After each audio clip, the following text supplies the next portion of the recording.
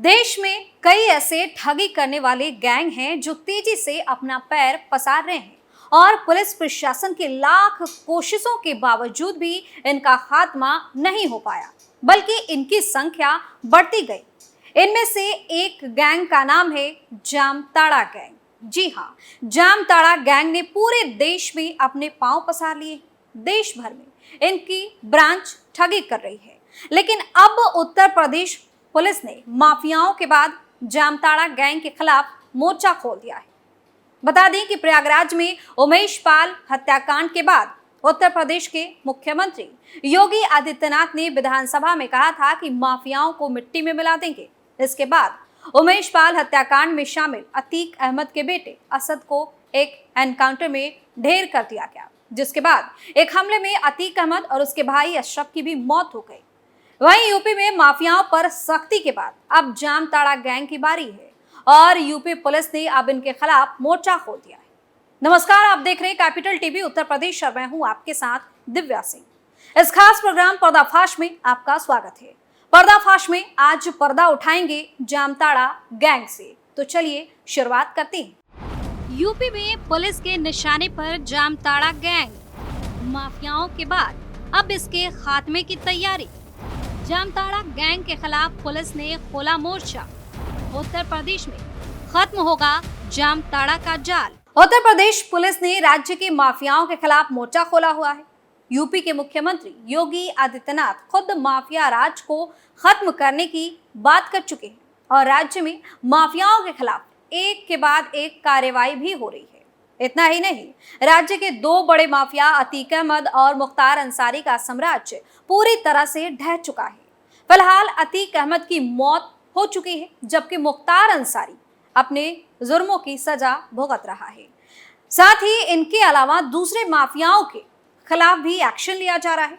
लेकिन अब यूपी सरकार की नजर माफियाओं के अलावा जामताड़ा गैंग पर भी है, जिसका जल्द राज्य से सफाया होता नजर आएगा।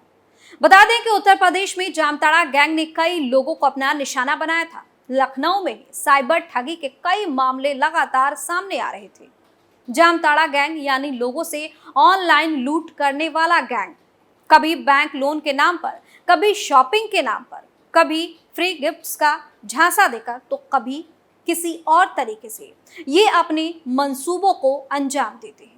जानकारी के अनुसार राज्य में ये गैंग कई लोगों के बैंक अकाउंट खाली कर चुका था और इसलिए अब राज्य साइबर सेल ने इस गैंग के खिलाफ कड़ी कार्रवाई शुरू कर दी है।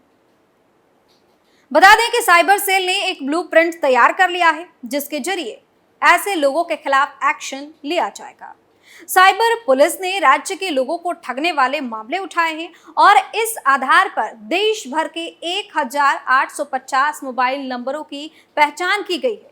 ये वो मोबाइल नंबर हैं जिनके जरिए उत्तर प्रदेश में रह रहे लोगों के साथ ठगी हुई है। जानकारी के अनुसार किसी से 1 लाख रुपए लूट लिए गए, किसी के 5 लाख तो किसी के 10 लाख, जिसके बाद पुलिस ने 980 ऐसे बैंक खाते भी चिन्हित किए हैं जिसमें यह ठगी का पैसा ट्रांसफर किया गया है। इतना ही नहीं, अब इस मामले में तेजी से कार्रवाई की जा रही है। अब बस ये तलाश की जा रही है कि ये नंबर्स किसके नाम से रजिस्टर्ड है। हालांकि ये बात सामने आती है कि ज्यादातर नंबर फर्जी आईडी के रजिस्टर होते हैं, इसलिए ट्रैक करना थोड़ा मुश्किल हो जाता है। हालांकि लोकेशन के साथ इन नंबर्स को ट्रैक किया जा रहा है।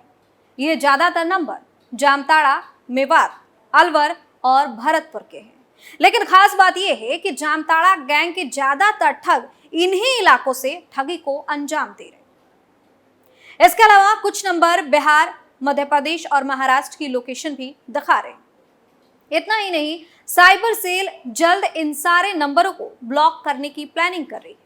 इसके पहले पिछले साल भी साइबर सेल ने 750 मोबाइल सिम ब्लॉक किए थे, जिसके बाद कुछ समय के लिए ऑनलाइन ठगी में लगाम लगी थी। लेकिन अब एक बार फिर हालात बिगड़ते जा रहे हैं। रोज दर्जनों ठगी के मामले सामने आ रहे हैं। अकेले लखनऊ में ही रोज करीब 25 ठगी हो रही है। वहीं अगर 1850 सिम ब्लॉक होते हैं और 980 बैंक अकाउंट को भी सीज कर दिया जाता है, तो ये जामताड़ा के खिलाफ काफी बड़ा एक्शन होगा, जिसकी तैयारी पुलिस की तरफ से जोरों पर है। पर्दाफाश में अब पर्दा उठाएंगे इस बात से कि आखिर ये जामताड़ा गैंग क्या है, जिसके आगे कहते हैं कि इंजीनियर भी फेल है। देश भर में साइबर फ्रॉड की चर्चा जामताड़ा के बिना अधूरी मानी जाती है। झारखंड और बंगाल बॉर्डर पर बसा यह जिला पिछले 5 सालों से साइबर फ्रॉड का हॉटस्पॉट बना हुआ है। जामताड़ा में हो रहे फ्रॉड की वजह से दूरसंचार विभाग से लेकर 7 राज्यों की पुलिस भी परेशान है। हाल ही में दूरसंचार विभाग ने बिहार झारखंड लोकेशन के 2,05,000 सिम कार्ड को बंद करने का फैसला लिया था। इसमें अधिकांश सिम जामताड़ा और उसके आसपास में उपयोग किया जा रहा था। दिल्ली पुलिस ने भी मई 2023 में 21,000 सिम के साथ जामताड़ा से 5 लोगों को पकड़ा था। वहीं झारखंड पुलिस के मुताबिक जामताड़ा में साल 2020 से लेकर अब तक साइबर अपराध के आरोप में 170 लोगों की गिरफ्तारी की गई है। यह गिरफ्तारी सिर्फ जामताड़ा पुलिस ने की है। अन्य राज्यों की पुलिस के साथ संयुक्त छापेमारी में यह संख्या 500 से अधिक है। जानकारी के अनुसार पुलिस छापेमारी में करीब 100 से अधिक मोबाइल और 300 से अधिक सिम कार्ड भी बरामद किए गए। बता दें कि झारखंड बंगाल बॉर्डर पर स्थित जामताड़ा 1990 के दशक में रेलवे में वैगन ब्रेकिंग, पिलफरेज यानी चोरी और नशा खिलाकर यात्रियों को लूटने के लिए बदनाम था। लेकिन मोबाइल के आने के बाद यह साइबर अपराधियों का गढ़ बन गया। साइबर अपराधियों ने पहले ओटीपी मॉड्यूल और बाद में अलग अलग तरीके से अपनाकर लोगों के साथ फ्रॉड करना शुरू कर दिया। एक मीडिया रिपोर्ट्स के मुताबिक झारखंड के 308 गांव साइबर क्राइम के कामों में संलिप्त है। यहां महिलाएं भी अपराधियों को पुलिस से बचाने में काफी मदद करती है। 2021 में अपराधियों को पकड़ने गई भोपाल पुलिस पर महिलाओं ने जामताड़ा में हमला कर दिया था। गौर करने वाली बात यह है कि पुलिस के मुताबिक कई ऐसे मामले सामने आए जिसमें पिता के जेल जाने के बाद फ्रॉड की कमान बेटे ने संभाली, यानी यहां अपराध भी परंपरागत तरीके से चल रहा है। इतना ही नहीं, गिरफ्तार अपराधी भी जमानत मिलने के बाद फिर से इसी काम में लग जाता है। जामताड़ा गैंग की वजह से बिहार, यूपी, राजस्थान, मध्य प्रदेश, महाराष्ट्र, छत्तीसगढ़ और नई दिल्ली की पुलिस पूरी तरीके से परेशान है। वहीं इन राज्यों में साइबर फ्रॉड के अधिकांश केसों की ताड़ जामताड़ा से ही जुड़ा है। हालांकि दिलचस्प बात है कि जामताड़ा गैंग के सदस्य ज्यादा पढ़े लिखे नहीं होते। इसके बावजूद साइबर ठगी का यह खेल बड़ी आसानी से करते हैं। अभी तक ये भी एक बड़ा रहस्य की तरह बना हुआ है। दरअसल जामताड़ा गैंग के ठगी करने के 3 सबसे ज्यादा तरीके चर्चा में रहते हैं। सबसे पहला, बैंक का फिशिंग मैसेज भेजकर। 18 मई की बात है, रांची में आईसीआईसीआई बैंक ने एक शिकायत दर्ज कराई थी। बैंक का कहना था कि साइबर अपराधी उसके ग्राहकों के मोबाइल में फिशिंग मैसेज भेजता है। इस मैसेज के साथ एक लिंक होता है जिस पर क्लिक करने के बाद ऑटोमेटिक पैसा कट जाता है। साइबर सेल की तहकीकात में पता चला कि इस काम को भी जामताड़ा गैंग के लोग ही अंजाम दे रहे। दूसरी बात, रिमोट ऐप के जरिए ओटीपी निगरानी। जामताड़ा गैंग इस मॉड्यूल के जरिए मदद की जरूरत वाले लोगों के साथ ठगी करता है।